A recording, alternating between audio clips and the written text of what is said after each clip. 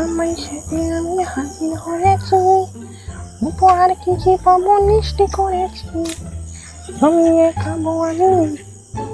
যা হোক করে রাস্তাটা পার করতে হবে, নয়তো এক্ষুনি আমায় চিপকে দেবে।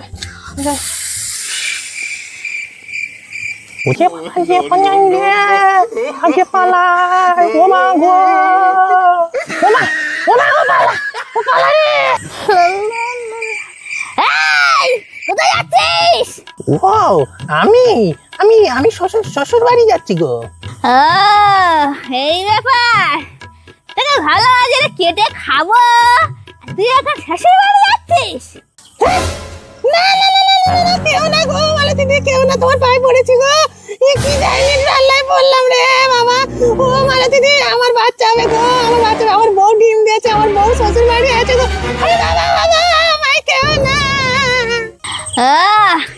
এই ব্যাপার, ঠিক আছে, যা যা, শ্বশুর বাড়ি যাচ্ছিস যা, তোর বাচ্চা কাচ্চা কেন হোক, সেগুলো বড় হোক, তোদের পুরো ফ্যামিলির সাথে একসঙ্গে কেটে খাবো।